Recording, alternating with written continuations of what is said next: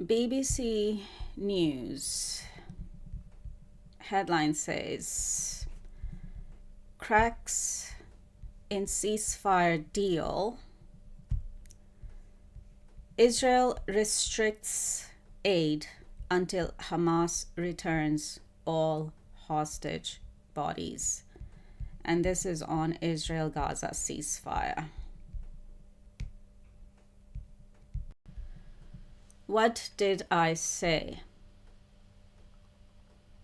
I said that things are very fragile, that the ground reality is very fragile when it comes to Israel-Hamas ceasefire, and even when it comes to the ending of the war there.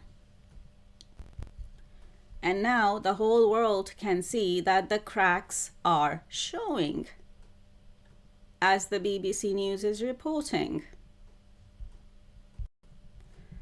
Another BBC News headline says, 7 Palestinians killed by Israeli forces in Gaza, or killed by IDF, Israeli Defense Force.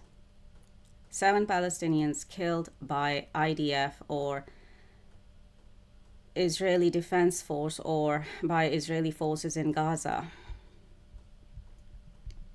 And Churchill, or the spirit of Winston Churchill, is telling me right now that all those Palestinians were innocent and that they were not Hamas.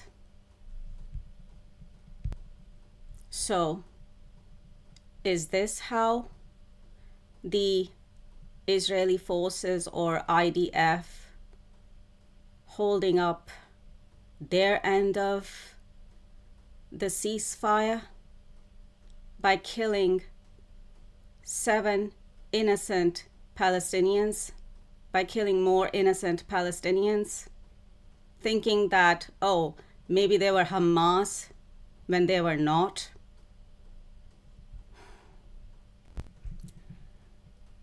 Now I'm getting more on these 7 innocent Palestinians killed by IDF or Israeli forces. I'm getting that, and this is Winston Churchill, his spirit, talking to me here again, communicating with me here again. He's telling me that these 7 innocent Palestinians killed by Israeli forces or IDF or Israeli Defense Force, they were confused.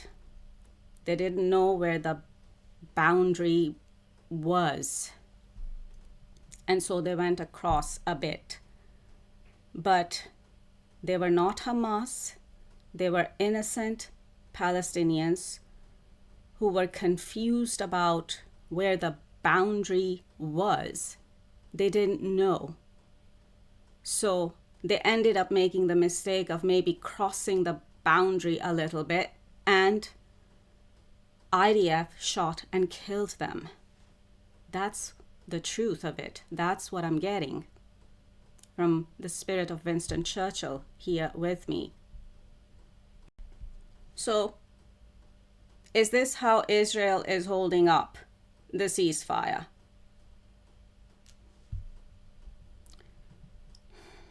Told you. Here's another news headline that I'm looking at from One India News.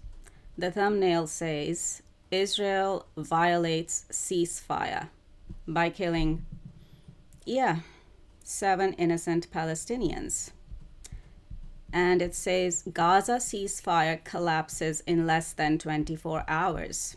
Exactly what I was getting.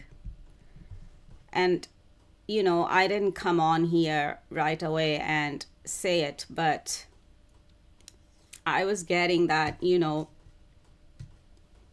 as soon as President Trump leaves Israel and Egypt, as soon as he leaves the Middle East, things are going to start crumbling. And that's exactly what has happened here. So then, what did you world leaders really achieve? What did President Trump really achieve in Israel? Okay, I'll give him... Actually, no. Because that happened because of me. The hostage release from both sides, or well, at least, well, I was getting that Hamas released all hostages in good faith, but then Netanyahu released all hostages, living hostages, because him and President Trump wanted to prove me wrong, because I was saying in my previous videos that it won't happen. So they wanted to prove me wrong. So that's why they released all hostages from the Israeli side. Or Netanyahu released all hostages from the Israeli side. But that's it. And then, what did this peace summit in Egypt really achieve? What exactly? Nothing. The ground reality is the same. The ground reality there in Gaza is the same. And the ceasefire is not really holding up the way it should. Because Israel has already violated the ceasefire by killing 7 innocent Palestinians, thinking, oh, they were Hamas. No, they were not. They were just confused Palestinians who didn't know where the boundary was, and so they kind of, maybe crossed whatever boundary it was that they could not even see, or I don't know. And Israeli forces or IDF just shot and killed them instead of, I don't know, warning them or asking them, oh, you're crossing the boundary line, just, walk away. No, there were no warning. There was no communication from the Israeli side, it seems like. They just shot and killed them. Just what? Shoot at sight kind of thing? Or shoot at sight orders? So Israel's already violating ceasefire.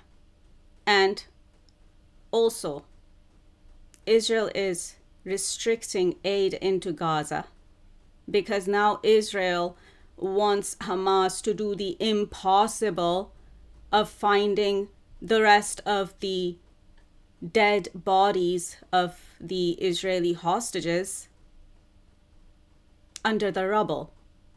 Have you seen the scale of destruction and devastation there? It is a large area to be looking for dead bodies. And under the rubble, I suppose Netanyahu had no consideration for that sort of thing, or for any Israeli hostages in Gaza, or any Israelis stuck in Gaza at the time when he was bombing Gaza and the infrastructure and all the buildings in Gaza, houses and whatnot, or flat buildings, whatever was there. I guess Netanyahu had no consideration for any Israeli hostages or for any Israelis stuck there when he was bombing Gaza indiscriminately and turning it into rubble. But now he wants Hamas to do the impossible task of going through all that rubble in a very large area of destruction and devastation, going through all that rubble to find the dead bodies of those Israeli hostages. It's an impossible task. How is Hamas supposed to do that for PM Netanyahu now? And why is it that if Hamas is not able to carry out such an impossible task being asked of Hamas by PM Netanyahu, why is it that the rest of the innocent Palestinians and Gazans have to suffer for that in terms of PM Netanyahu restricting aid into Gaza and still trying to starve them to death? Why should the rest of the Palestinians and Gazans suffer?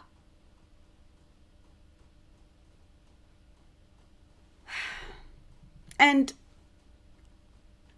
keep being starved to death? Why should they suffer and starve to death? Why is their aid being restricted?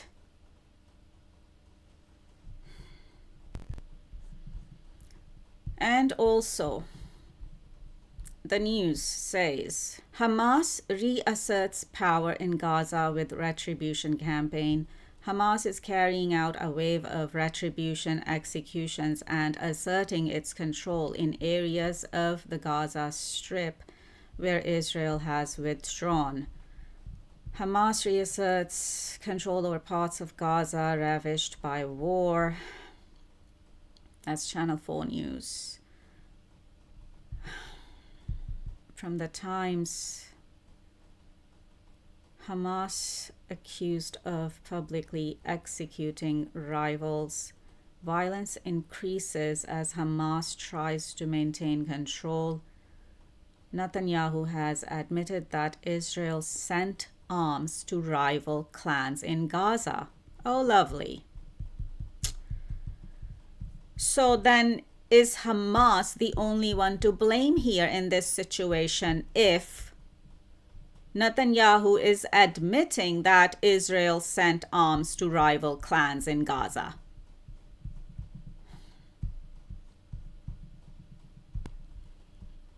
Then is Hamas the only guilty party here in that situation? And is Hamas the only one that's making things worse? Or is it Israel too? Is it both of them, Hamas and Israel, making things worse for each other and for everyone else concerned as well? And of course, President Trump and Prime Minister Netanyahu wants Hamas to disarm. Now, how is that going to happen?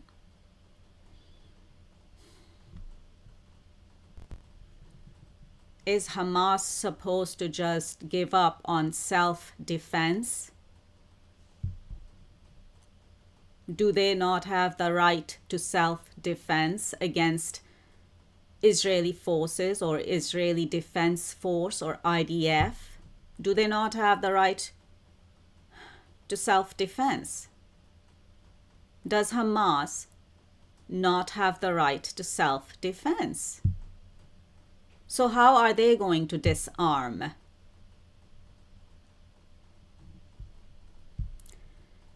Things are being done upside down, the wrong way around, because, as I said previously in a previous video, Israel has to withdraw first, and maybe then ask Hamas to disarm.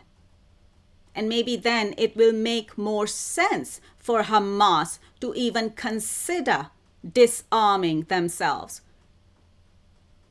Israel has to withdraw first. And not just a little bit, just all out. just withdraw from the Gaza Strip completely. And then maybe it would make sense to ask Hamas to disarm as well. That's how things should be happening. That's how things should be getting done. Not the other way around. How can you ask Hamas to disarm when the Israeli forces are still there, attacking and killing them, and killing innocent Palestinians still, amidst a ceasefire? Or there's supposed to be a ceasefire. Here's what we're suggesting, and I'm sure it will make a lot more sense to the world leaders watching me, especially the ones from the Middle East and some European ones as well who were present at the peace summit in Egypt. Israel has to withdraw first and withdraw completely out of the Gaza Strip. And then ask Hamas to disarm as well. That's the way to go. Not the other way around, that, oh no, Hamas has to disarm first while the Israeli army is just gonna kind of stay there attacking and killing innocent Palestinians. That's not how it works. And while Israel and Netanyahu still restricts aid from entering into Gaza and is still restricting aid to the innocent Palestinians and is still starving them to death, that's not how peace works. And I'm gonna leave this one here. I'm out. Over and out.